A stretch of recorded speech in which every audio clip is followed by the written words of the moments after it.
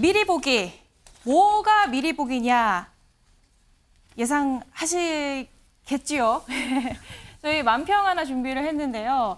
보면 김행, 파행, 다행이라고 되어 있습니다.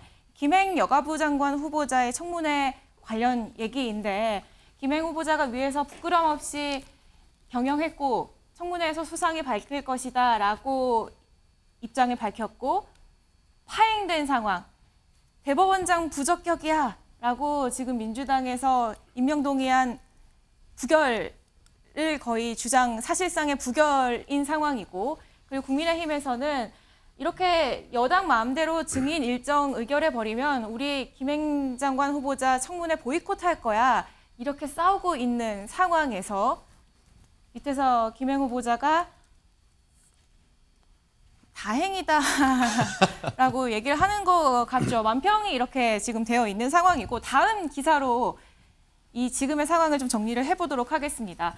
일단 어제 여야 원내대표들이 회동을 했습니다. 김행 청문회가 파행이 되지 않을까 하는 우려가 있었는데 일단 오늘 개최를 협의하겠다라고 얘기를 했어요. 전주의 원내대변인이 이 원내 회동 이후에 발표한 내용부터 듣고 이야기 이어가 보겠습니다.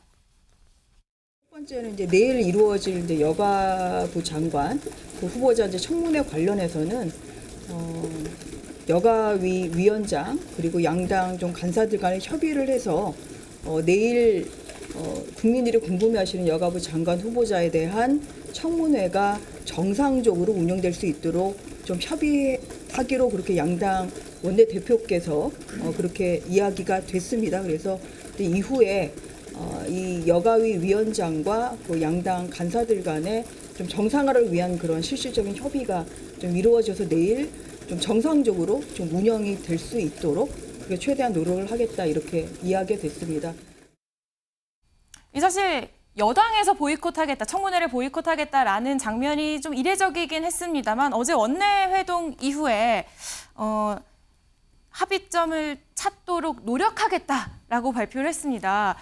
최진영 변호사님, 이거 열리는 겁니까? 안 열리는 겁니까? 우리가 법률적으로 할 때 예. 합의와 협의는 조금 다르죠.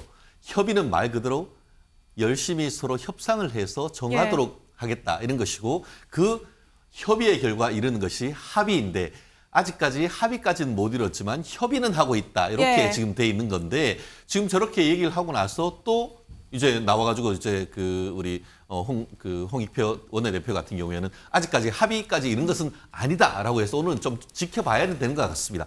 하지만 그럼에도 불구하고 신임 원내대표 민주당 대표께서 또 국민의힘 원내대표 그 첫 그 상견례를 하면서 밥은 같이 한번 먹읍시다.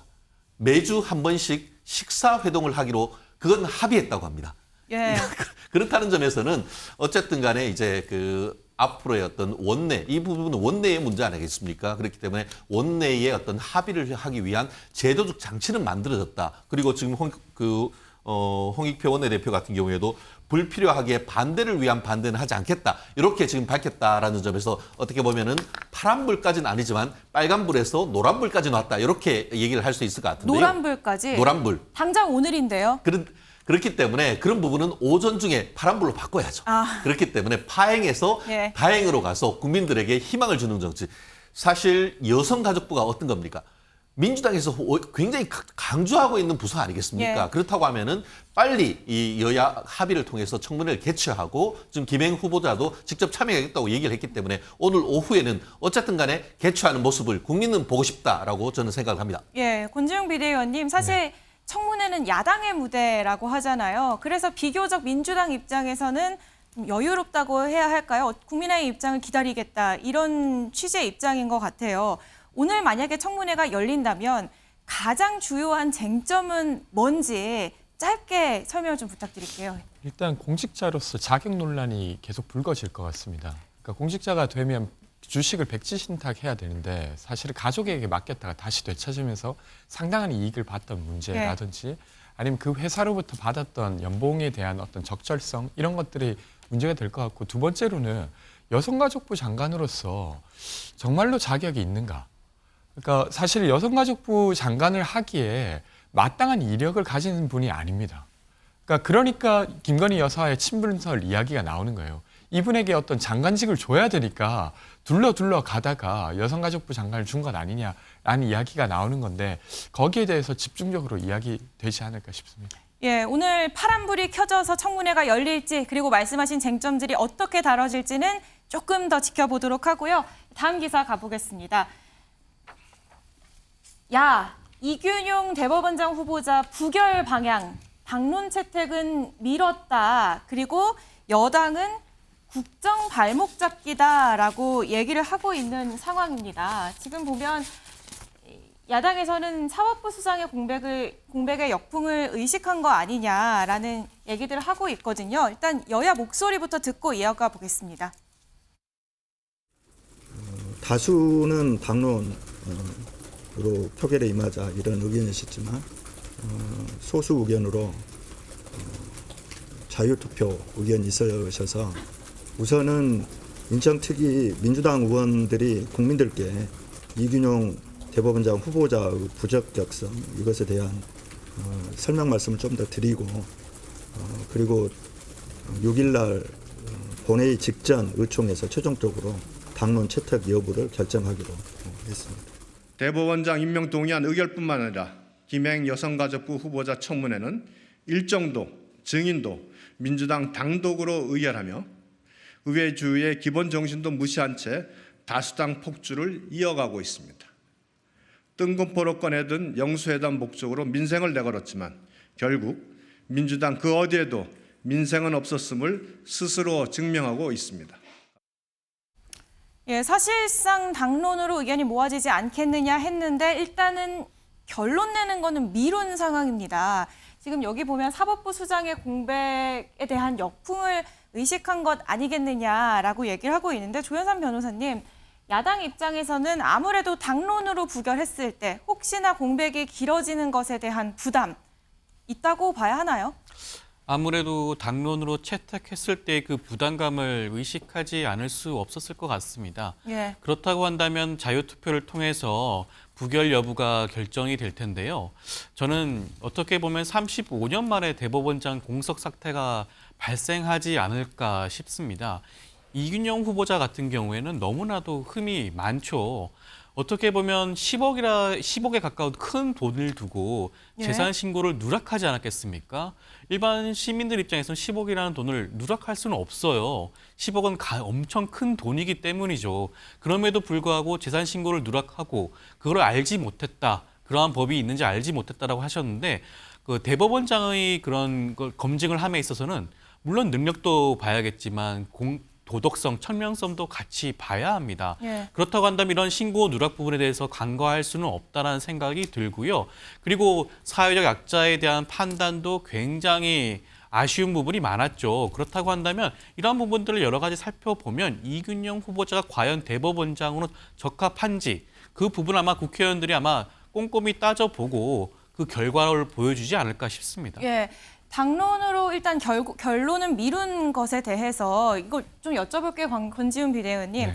뭐 어차피 부결될 건데 뭐 굳이 당론으로 부결 정하냐 이겁니까? 아니면은 뭐 그래도 결과는 지켜봐야 한다. 이 실제로 내부에서 있었던 이견이 자율투표에 정말 맡기자라는 취지였던 겁니까? 지금 논의되고 있는 양상은 후자, 앵커께서 이야기하신 후자인 것 같은데요. 일단 민주당의 전반적인 분위기는 이번 대법원장 후보자는 정말로 자격이 없다. 대법원장이 되면 6년 동안 어쨌든 임기를 채우게 되는데 예. 그러기엔 되게 위험한 인물이라고 보는 기류는 합의된 것 같습니다. 근데 이것을 당론으로 채택한다고 하는 것은 어쨌건 대법원장 직이 공석이 되는 것 자체에 대한 어떤 부담을 민주당이 느끼고 있다는 것이라고 저는 봐야 될 것 같고요. 그래서 당론으로 채택하지 않고 아마 부결하게 되지 않을까 싶습니다. 자율투표에 맡기고 결론은 부결이 될 것이다라는 전망인데 특보님 여당에서는 이거 아까 유성범 수석 대변인 얘기 들었겠지만 이재명 대표 재판 리스크 때문 아니냐라고 반발을 하고 있어요. 뭐 예를 들면 여러 혐의로 기소된 이재명 대표의 향후 재판에 뭐 영향을 주려는 거 아니야라는 취지의 발언이거든요. 우선 이제 그 대법 이제 원장 같은 경우는 이제 인사권을 가지고 있기 때문에 예. 그 이재명 대표뿐만 아니라 송영길 전 대표 또 여러 그 이제 민주당 출신의 이제 그 전현직 의원들이 그 사법 리스크를 가지고 있기 때문에 그에 대한 영향을 크게 많이 우려한 것 같고요. 지금 민주당에서 당론이라는 이제 그 워딩을 꺼내는 이유는 결국 그 당 대표의 의중을 반영하겠다는 게 있습니까? 그리고 본인들이 생각하기에 충분히 그 자율 투표로 해도 부결될 것이 확실시 된다라고 하면은 당론을 저는 언급할 필요도 없다고 생각합니다. 다만 지난번에 이제 체포 동의안 가결처럼 예. 혹시라도 그 민주당 내에서 가결 의원들이 상당수 있어가지고 이균용 이제 그 대법원장 후보자에 대한 그 이제 가결이 이루어질까봐 그것에 대한 저는 두려움으로 이제 생각이 되고요. 그런데 지금 보면은 이 당론이라는 말을 꺼내는 것 자체가 법률 위반이고 헌법 정신을 위반하는 것이거든요. 이제 국회에서 이제 인사와 관련된 표결은 무기명 비밀 투표 원칙인데 지난번 체포동의안 이후에도 어떤 특정 의원은 무슨 자기가 투표한 것을 이제 그 인증사진을 찍어서 이제 SNS에 게재를 했는데 예. 앞으로도 또 그런 일이 또 이제 비일비재하게 일어날 것 같아요. 근데 이 지금 우리 국회의원들이 다들 그 한 분 한 분이 이제 헌법기관이라고 이제 통상 이제 그 칭하는데요. 그러면 그들이 가지고 있는 헌법기관의 대표성은 이재명 당대표가 주는 건가요? 누가 주는 건가요? 국민들이 주는 거란 그러죠. 예. 근데 그 국민들을 대변하는 사람들에 대한 의사를 어떤 특정 인사의 의중을 반영해서 당론으로 결정한다? 참 국민들 입장에서 봤을 때는 참 기가 막힐 것이라 생각합니다. 예. 법원도 지금 비상에 걸린 것 같습니다. 다음 기사 보면요. 아까 35년 만에 낙마가 될 것 같아서 우려가 된다라고 했는데 이 우려는 뭐 여야 가릴 것 없이 모두에게 있는 우려죠. 이 기류에 비상 걸린 법원 행정처, 야당을 설득하기 위해서 안간 힘을 쓰고 있다라고 얘기를 하고 있어요. 의원실을 찾아가서 자료를 배포하고 김명수 사법부 정신을 계승하겠다라는 내용도 담았다라는 겁니다. 그만큼 야당 의원들에게 호소를 하고 있다라는 건데요. 최진영 변호사님, 이거 설득되겠습니까? 설득하셔야죠. 그만큼 이제 그 법원 행정처 내에서도 예. 뭐 그 민주당 특히 이제 야당을 찾아서 직접 그 한 60장 정도 된 그 관련된 자료를 가지고 지금 계속 한 의원님들 설득하고 있다라고 얘기를 하는데요. 저는 국민의 입장에서 그 상당히 잘 하고 있다라고 좀 얘기를 하고 싶습니다. 사실 지난 그 문재인 정부 때 검수완박을 통해서 어떻게 보면 검경 수사권 조정을 했는데 그 결과가 어떻게 됐죠? 국민의 어떤 형사 재판을 피해받는 사람이 구제가 안 되고 있어요. 결국 그 사이에서 혜택 보는 것은 한줌 되는 정치인밖에 없어요. 그런데 이번에 대법원장 공석되면은 재판하고 있는 모든 국민들이 재판 지연에 따른 손해를 엄청나게 보는 것이죠. 그에 네. 따른 이익은 이재명 대표밖에 볼 수 없는, 한마디로 이재명 방탄 시즌 2라고밖에 볼 수 없는 그런 상황이란 말이에요. 그게 지금 그러한 역풍이 무서우니까 민주당이 지금 당론으로 할까 말까 하다가 결국 못하고 있는 것 아니겠습니까? 그런 식으로 할 것이 아니고 정말 개개 그 국회의원님들의 양심에 따른 판단을 맡기는 것이 저는 맞다고 생각합니다. 그렇기 때문에 가부간에 어떻게 될지는 알지는 모르겠습니다만 과연 그 이균영 그 대법원장 후보가 정말 결정적인 결격 사유가 있는지 저는 달리 봅니다. 그렇기 때문에 그에 대한 민주당 각각 의원님들의 양식을 전 믿어봅니다. 예. 오늘 키워드 미리 보기였는데요. 오늘 국회에서 청문회가 하나 더 예정이 되어 있습니다. 유인촌 장관 후보자의 인사청문회 내용도 있는데 블랙리스트가 있었다 없었다로 여야 공방이 이어질 것으로 보입니다. 이 내용도 지켜보도록 하고요. 저희 다음 키워드로 넘어가 보겠습니다.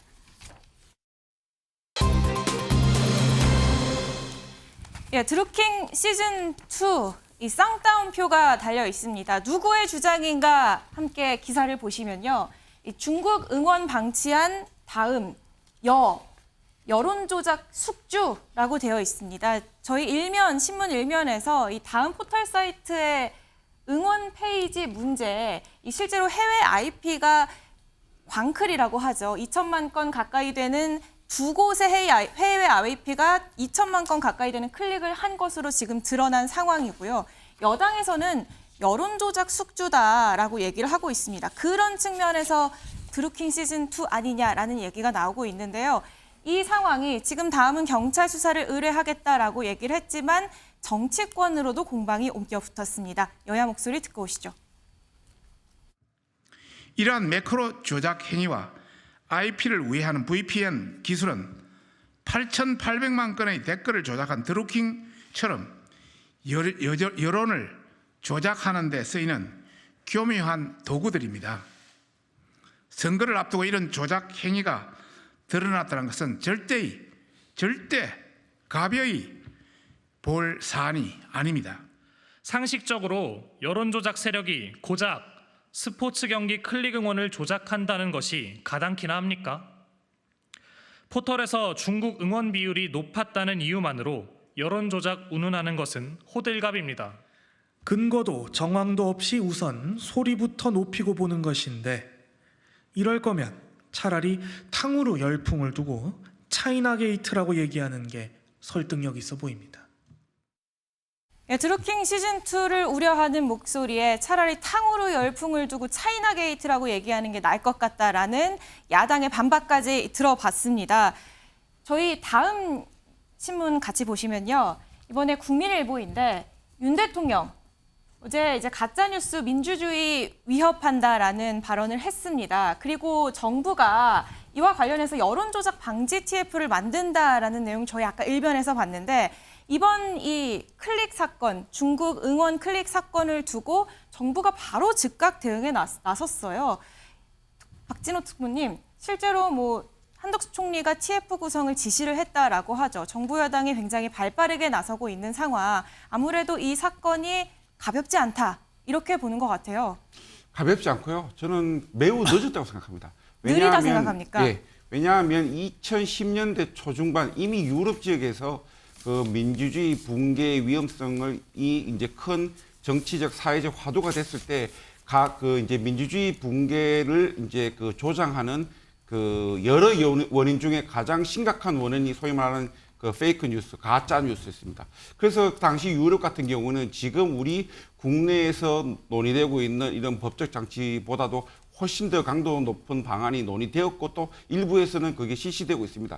우리 정치권에서는 사실상 그 김성태 전 이제 원내대표가 단식 그 투쟁 끝에 이제 관철시킨 드루킹 특검 그때 이후로 이 가짜 뉴스에 대한 특단의 조치가 있어야 되었지만 지난 정권에서는 실질적인 조치가 없었고 또 이 가짜 뉴스가 지금 아까 이제 어느 분이 나와서 이제 뭐 고작 이제 그 스포츠 이제 응원 댓글을 이제 조작하겠냐라고 하는데 결국 어느 세력이 여론에 이제 영향을 미치는지 뭐 미치지 않는지를 이제 판단하기 위해서 가장 덜 민감한 부분을 스포츠 응원 댓글로 볼 수도 있다는 점이죠. 자기네들의 여론에 영향을 미치는 그 영향성을 파악하기 위한 하나의 수단으로서 그러한 측면에서 볼 필요가 있고 그리고 지금 뭐 예를 들면은 이제 그 김만배 씨나 이제 그 신학립 씨 그 이제 허위 인터뷰 보도 같은 경우도 마찬가지입니다. 물론 그 이제 명예훼손이라는 그 죄 자체가 반의사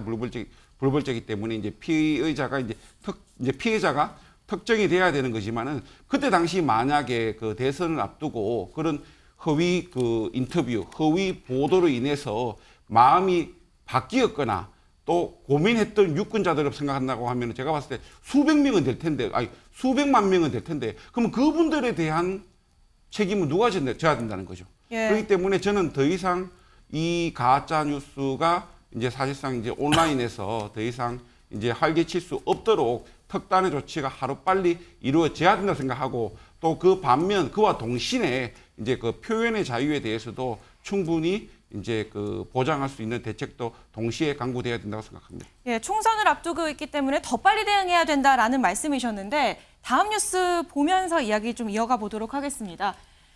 그런데 아까 얘기를 해주셨지만 이거 뭐 응원 조작, 응원 클릭인데 드루킹 시즌이랑은 다르지 않느냐라는 말씀을 아까 야권에서 했다라는 말씀했는데 여권 기사 댓글과 결 다른 클릭 응원을 북 선거 개입 들먹이라고 경향신문이 지금 보도하고 있습니다. 비슷한 취지죠. 기사 댓글 여론 조작이 아니라 응원 클릭인데 이걸 가지고 북한의 선거 개입을 들먹일 수 있느냐라는 취지의 얘기인 것 같아요. 비대위원님. 그러니까 사실 왜곡 뉴스는 막아야 되는 게 맞습니다. 예. 그리고 사이버 안보 차원에서도 이 사안을 좀 중요하게 볼 필요는 저는 있다고 생각합니다. 근데 사실은 지금 민주주의를 파괴하는 건 언론이나 출판의 자유를 억압하는 지금 현 정부인 것 같은데요. 예를 들면 바이든 날리면 보도를 했다는 이유로 예. MBC 기자가 계속 그 탄압을 받고 있지 않습니까? 사실 들리는 대로 보도를 했을 뿐인데 그것 자체가 본인 정부에게 되게 불리하다는 이유만으로 가짜뉴스로 규정되고 그리고 그 가짜뉴스를 유포한 언론이라고 규정되는 것 자체가 되려 민주주의를 억압하고 있는 것입니다. 그러니까 사실 왜곡 뉴스를 막아야 된다는 것은 동의되지만 실제로 민주주의를 억압하고 있는 건 지금 윤석열 정부의 많은 행동, 게다가 이번에 이제 유인촌 장관 후보자 같은 경우에는 블랙리스트가 없다고까지 사실은 저는 거짓말을 하고 있다고 생각되는데 예. 이미 블랙리스트로 징역을 받은 사람들도 있고 실제로 문건까지 나오는 상황에서 그것을 없다고 부정하는 그런 정부의 모습이 더 위험한 모습이 아닌가 싶습니다. 예, 조윤선 변호사님, 그러니까 권지웅 비대위원님은 어쨌든 이 문제는 잘못된 거는 확인을 해봐야 되는데 지금 여당의 태도부터 돌아봐야 되지 않겠냐라는 취지였고 이 조윤선 변호사님께 여쭤볼 거는 야당에서는 이거 포털 길들이기 아니냐 이런 얘기를 하거든요. 동의하시나요? 일단 그 사건의 내막을 들여다보면 해외 IP 2개 정도가 매크로를 돌려서 예. 과다한 클릭을 했다라는 거 아니겠습니까? 그렇다고 보면 어떻게 보면 한 차례의 해프닝일 뿐인데 이거를 크게 키워가지고 어떻게 보면 좌파 성향 포털 사이트라고 낙인을 찍고 길들이기에 들어간 게 아닌가 싶고 사실 올 연말 되면 경제 위기에 대한 말들로 많은데 민생과 경제의 TF를 꾸려도 부족할 마당에 예. 과연 이러한 TF를 꾸리는 게 맞는지가 의심스럽고 예. 그리고 지금 총선을 앞두고 이러한 포털 길들이기가 과연 추후에 총선 결과에 대한 불복을 하려는 의도가 아닌가라는 그러한 의심까지 들 수가 있습니다. 예. 그러한 부분들을 좀 염두에 두셔야 될 것 같습니다. 예, 여당에서는 다음 기사 잠깐 보면요.